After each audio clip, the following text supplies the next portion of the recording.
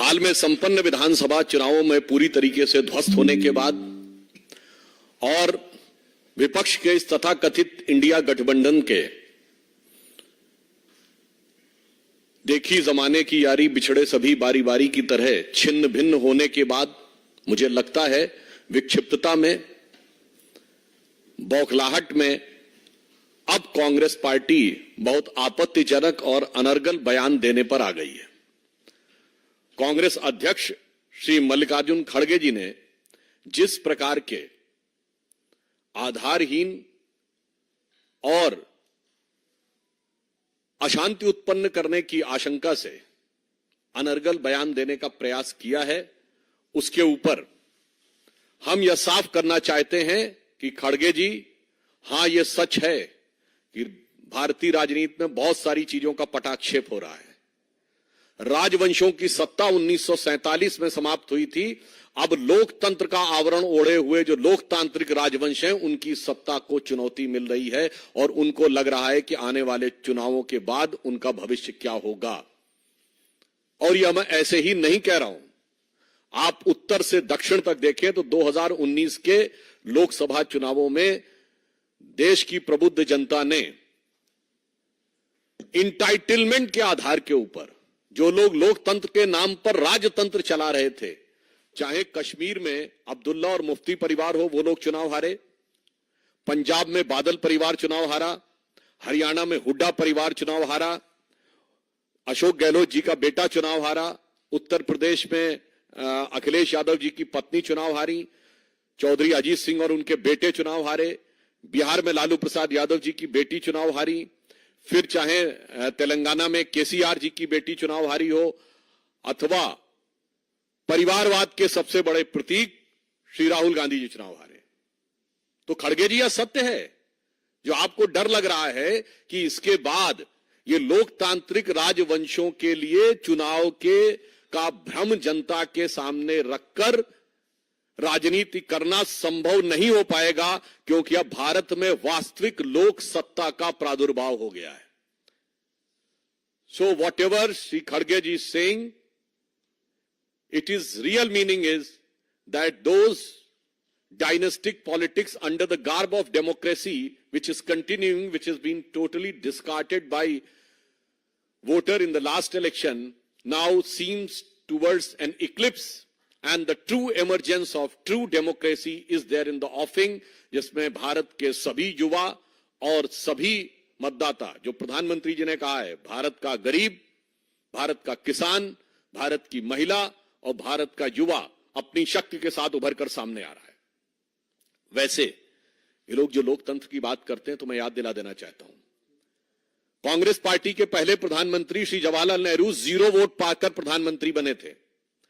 अप्रैल 1946 में कांग्रेस कार्य समिति की बैठक में 16 कांग्रेस कमेटियों में से एक ने पट्टाभी सीतारमैया को और एक ने कृपलानी जी को वोट दिया था, और बाकी सारे के सारे वोट सरदार पटेल को मिले थे और 0 वोट जवाहरलाल नेहरू को मिले थे। और इस बात की, उस घटना के अंदर का point by point, minute by minute reference Kripalani की किताब माय डेज विद गांधी में है, मौलाना आजाद की किताब इंडिया विंस फ्रीडम में है, दुर्गा दत्त की किताब India from Curzon to Nehru and thereafter में है।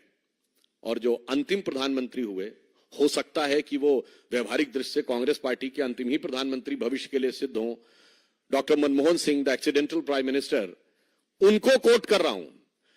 प्रणब मुखर्जी जी की पुस्तक का विमोचन करते समय सोनिया गांधी जी की उपस्थिति में स्वयं डॉक्टर मनमोहन सिंह जी ने कहा कि जब मुझे प्रधानमंत्री बनने के लिए कहा गया तो मैं प्रणब दा के पास गया, मैंने कहा प्रणब दा आप मुझसे अधिक योग्य हैं।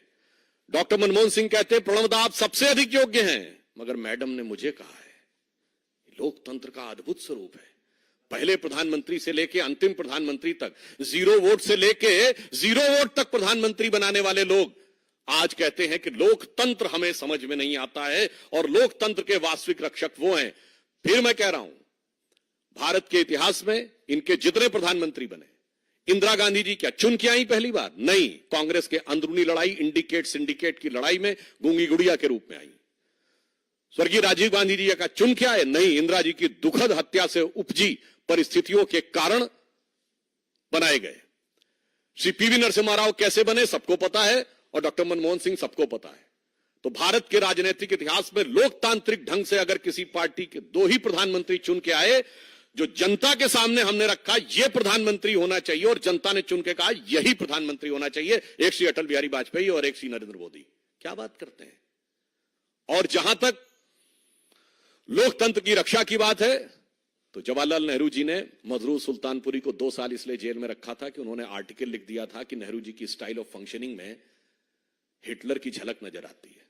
और आज हिटलर की मौत कितने क्या क्या बोला जाए, कब्र खुदेगी, कुत्ते की मौत जैसे शब्द बोलकर जलवाए जलाल से जलवा अफरोज हो रहे हैं और कह रहे हैं लोकतंत्र नहीं है। फिर आप देखिए, और इतना ही नहीं, मौलाना आजाद ने अपनी किताब इंडिया विंस फ्रीडम में लिखा है कि नेहरू जी को किसी दूसरे की तारीफ बर्दाश्त नहीं थी अपने सामने। ये वो 40 पेज हैं जो उन्होंने कहा था कि उनकी मृत्यु के 30 साल बाद प्रकाशित किए जाएं, जो 1988 में प्रकाशित हुए थे। आइए साहब, राजीव गांधी जी के जमाने में एक अखबार उनके खिलाफ लिख रहा था तो उसके ऊपर इनकम टैक्स का छापा और बिजली काट दी गई थी। और आज की युवा पीढ़ी को याद रखना चाहिए, राजीव गांधी जी के जमाने में एक पोस्ट एंड टेलीग्राफ एक्ट आया था, जिसमें सरकार को यह अधिकार दिया गया था कि वो जिसकी चाहे चिट्ठी खोलकर पढ़ सकती है और आपत्तिजनक बात लिखे तो कार्रवाई भी हो सकती। जैसे आप कल्पना करिए कि सरकार आज आपके सारे कम्युनिकेशन पढ़े और पढ़कर केवल उसी के आधार पर कार्रवाई कर सके। वो तो ज्ञानी जैल सिंह जी ने उसे पास नहीं होने दिया था। पीवी नरसिम्हा राव, अभी मैं इंदिरा जी की बात नहीं कर रहा हूं, पीवी नरसिम्हा राव, भारत की एकमात्र सरकार जो पैसा लेकर अपने को विश्वास मत प्राप्त किया, यह कोर्ट में साबित हुआ। 1994 झारखंड मुक्ति मोर्चा रिश्वत कांड, झारखंड मुक्ति मोर्चा के 3 सांसदों ने पैसे लिए 1-1 करोड़ और बैंक अकाउंट्स में बरामद हो गए वो पैसे। वैसे आज भी बरामद हो रहे हैं, बहुत थोड़े से बरामद हुए हैं, अभी तो 36 लाख बरामद हुए हैं, 2 ठो BMW बरामद हुई हैं। पर सोचिए कि इनकी फितरत तो कितनी पुरानी है कांग्रेस साथ गठबंधन। एकमात्र प्रधानमंत्री जो उसके बाद भ्रष्टाचार के आरोपों में अदालत की चौखट पे खड़े हुए।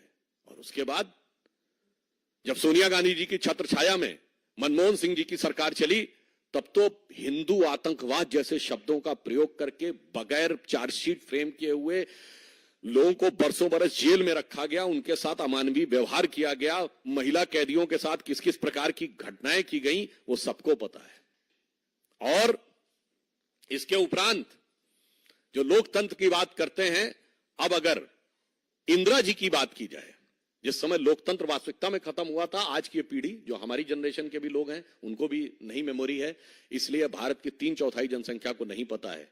क्या आपको पता है कि एक बार लोकसभा का कार्यकाल बढ़ा दिया गया था, ये 5 साल से बढ़कर 6 साल? यस, इंदिरा गांधी जी के समय में इमरजेंसी में। आपको पता है कि मूल अधिकार समाप्त कर दिए गए थे। और मैं याद दिलाना चाहता हूं कि लालू प्रसाद यादव जी की बेटी का नाम मीसा है। वो क्यों है?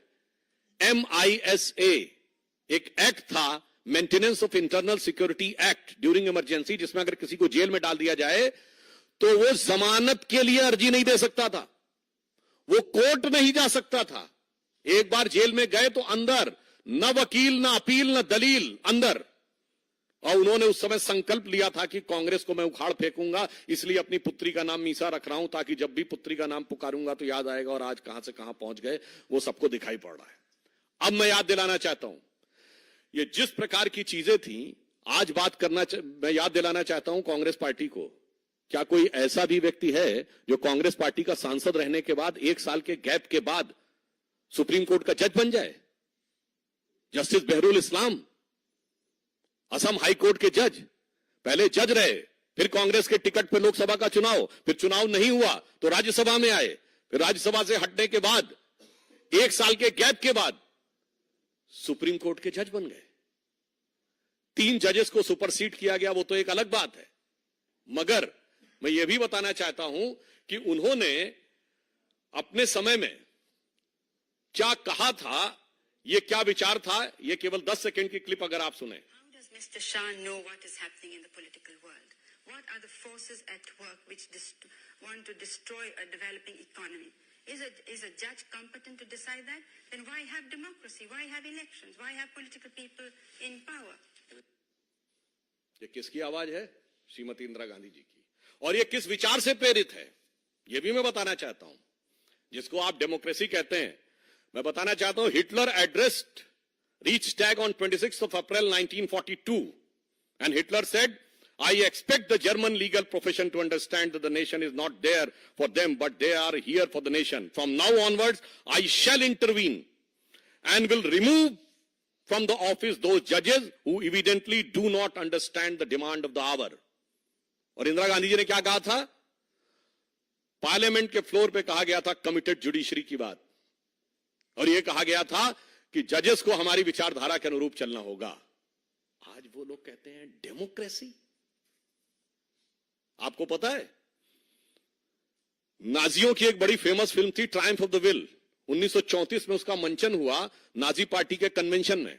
उस मंचन के समाप्त होने के बाद हिटलर के राइट हैंड व्यक्ति रूडोल्फ हेस, जो बाद में अरेस्ट हो गया था, 92 में शायद उसकी डेथ हुई, उसने नारा लगवाया था, Hitler is Germany and Germany is Hitler.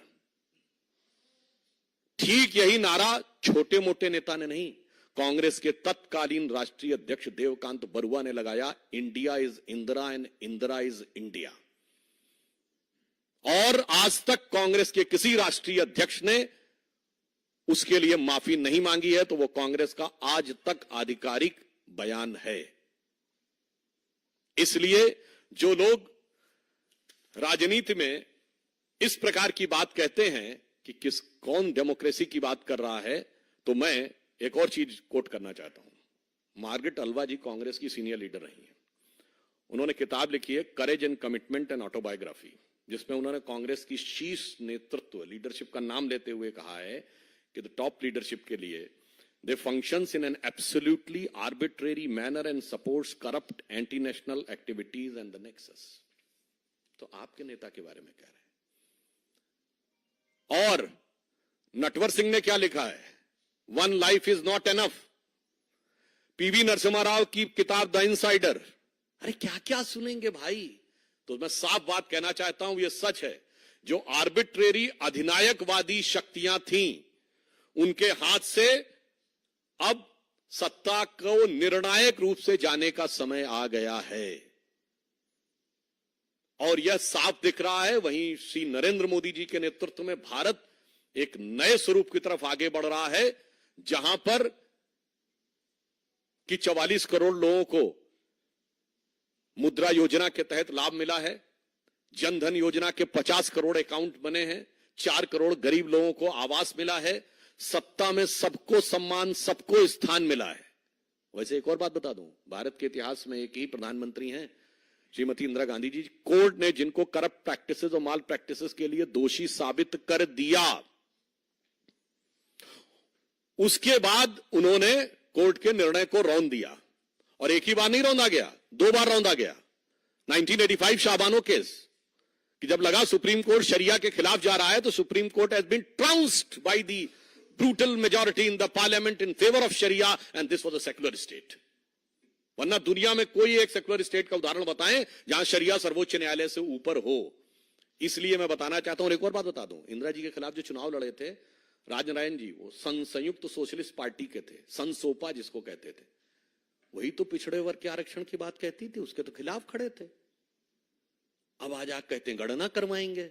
जब हाथ में सारी सत्ता थी तब तो कुछ किए नहीं, तब तो सदैव विरोध में रहे, और आज आके कहते गणना करवाएंगे। इसलिए मैं अंत में कहना चाहूंगा कि खड़गे जी ने एक और जो गंभीर बात बोली है, वो मैं सारे करोड़ों देशवासियों से कहूंगा, इसको गंभीरता सोचिए। उन्होंने कहा कि हम गुलाम थे, और कहते हैं कि तुम लोग गुलाम के भी गुलाम थे। ये गुलामी की मानसिकता है। आप कह रहे हैं कि हम दुनिया के एक विचित्र देश बताए जाते हैं कि जो 1000 साल तक गुलाम रहा, फिर भी जो समाज में विकृतियां आई, समस्याएं आई, उसका कारण शासक वर्ग नहीं था, हम थे। ये कौन सी गुलामी की मानसिकता है भाई? आप खुद सोचिए ना, मतलब हम खुद मुख्तार गुलाम थे, मतलब गुलाम भी थे और डिसाइड हम कर रहे थे।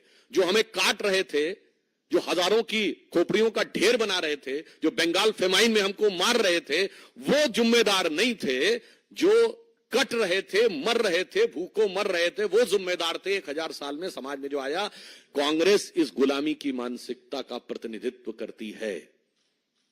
इसीलिए मैं कहना चाहूंगा कि अब वस्तुस्थिति यह है कि जो हम किसी जमाने में कहते थे ना, उगा सूर्य कैसा कहो मुक्ति का ये उजाला करोड़ों घरों तक न पहुंचा, मोदी जी के आने के बाद उस करोड़ों घरों तक पहुंचा है।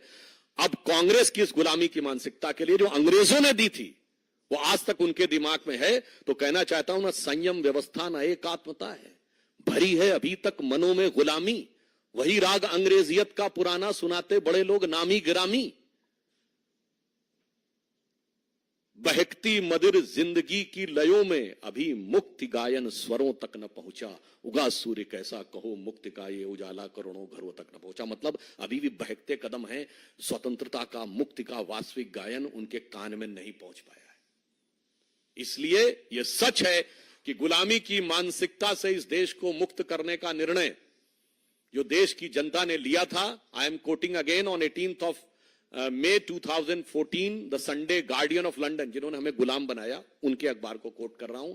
उन्होंने लिखा था कि 16th of May 2014, जिस दिन मोदी जी के नेतृत्व हमें स्पष्ट बहुमत की सरकार मिली, should be known as a day of second independence in India, and the शीर्षक था it was second tryst with India's destiny. क्योंकि उन्होंने कहा कि लंबे समय तक स्वतंत्रता के बाद उस विचार का शासन रहा जो ब्रिटिश कॉलोनियल लीगेसी को रिप्रेजेंट करता था। पहली बार एक ऐसे हाथ में एब्सोल्यूट पावर आई है, अटल जी के समय में एब्सोल्यूट पावर नहीं थी, एब्सोल्यूट पावर आई है जिसका इंसेप्शन एंड इंस्पिरेशन यानी उत्पत्ति और प्रेरणा में ब्रिटिश कॉलोनियल लीगेसी से कोई लेना देना नहीं है, जो पूर्णता भारतीय है।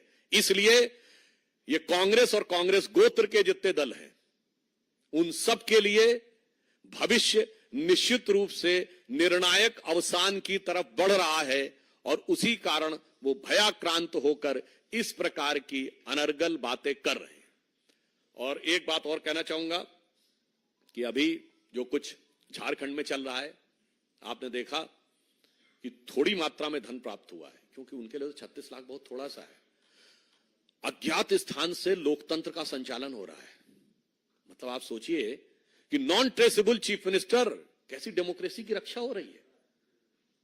और वो कह रहे हैं हम डेमोक्रेसी की रक्षा करेंगे, और ये वही है जो 1994 में कांग्रेस का साथ दिए थे। झारखंड मुक्त मोर्चा रिश्वत कांड, 350 करोड़ कांग्रेस के सांसद के यहां से बरामद हो चुका है। भाई, इतनी हकीकत सामने आने के बाद फिर यदि आप कहते हैं कि आप लोकतंत्र की रक्षा करने की बात कर रहे हैं, तो देश की प्रबुद्ध जनता समझती है। मगर इस तथाकथित इंडी गठबंधन की हालत देखिए। पहले उत्तर प्रदेश में मायावती जी ने कह दिया हम नहीं रहेंगे, पंजाब में केजरीवाल जी ने कहा हम नहीं रहेंगे, राहुल गांधी बंगाल के दरवाजे पहुंचे तो ममता जी ने कहा हम भी नहीं रहेंगे, वो बिहार के दरवाजे पहुंचे तो पता चला गठबंधन ही टूट गया और नीतीश जी एनडीए में आ गए।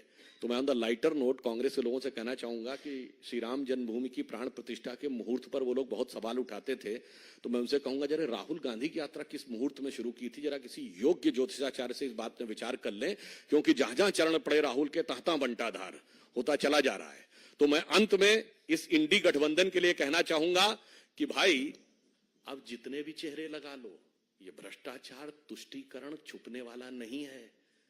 तुम चाहे जात बिरादरी की बात कर लो या लोकतंत्र खत्म होने का झूठा प्रपंच कर लो, तुम्हारे घर की हकीकत नहीं छुप सकती, क्योंकि अब जनता आपके चेहरे को देख रही है। तो ये पंक्ति के साथ समाप्त करता हूं जो इंडी गठबंधन पर लागू होती है कि अब जो चेहरे से ही जाहिर है छुपाएं कैसे, अब जो चेहरे से ही जाहिर है छुपाएं कैसे, तेरी मर्जी के मुताबिक नजर आए कैसे, घर सजाने का तसव्वुर हुआ बात की बात। मतलब चेयरमैन और कोऑर्डिनेटर छोड़ो, घर सजाने का तसव्वुर हुआ बात की बात, अब तो मुश्किल है कि इस घर की हकीकत को छुपाएं कैसे। 350 करोड़ से लेकर 36 लाख तक दिख रहा है। धन्यवाद।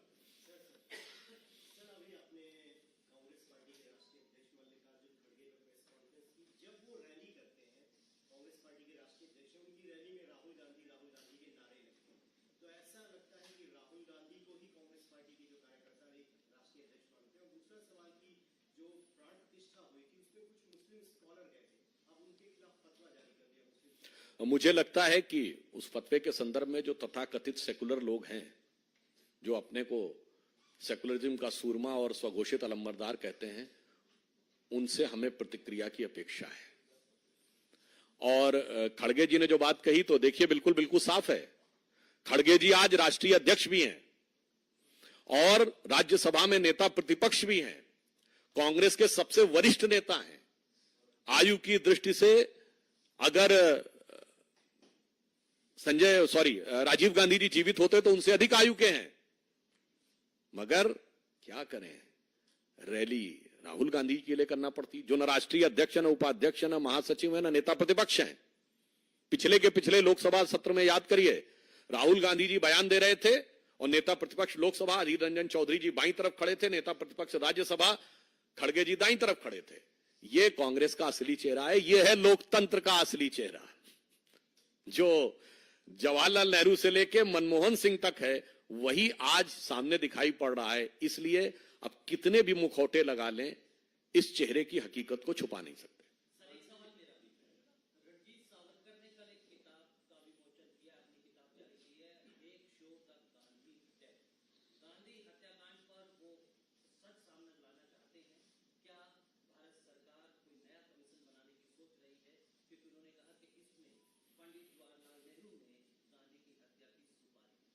देखिए, महात्मा गांधी कोई एक सामान्य व्यक्ति नहीं थे। उनको इस देश में वो दर्जा प्राप्त था कि उन्हें राष्ट्रपिता तक की संज्ञा दी गई। तो एक विचार थे, वैचारिक अधिष्ठान थे। अगर देखा जाए तो गांधी की आत्मा क्या थी? उनका नित्य का भजन था रघुपति राघव राजा राम, राजनैतिक दर्शन था राम राज्य, और अंतिम शब्द था हे राम, जो आज तक उनकी समाधि पे लिखा है। और गांधी जी की आत्मा की वास्तविक हत्या उस दिन हुई जिस दिन गांधी नाम के स्वयंभू उत्तराधिकारियों ने कोर्ट में हलफनामा दे दिया कि राम काल्पनिक थे, अर्थात महात्मा गांधी की समाधि पे लिखे हुए राम को, यानी गांधी के दर्शन को, भजन को, शब्द को झूठा कह दिया। मुझे लगता है महान व्यक्तित्वों की आत्मा के साथ ऐसा दुर्धर्ष प्रयोग करने वालों को जनता उचित दंड देगी।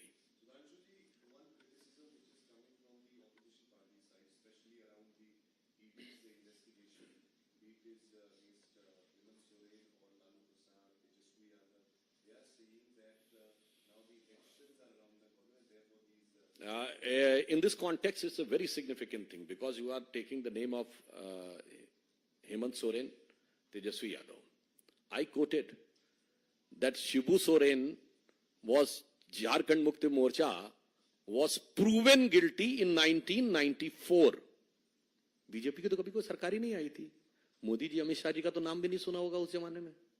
And Lalu Prasad Yadav ji went to jail in 1997. BJP की तो सरकार नहीं आई थी।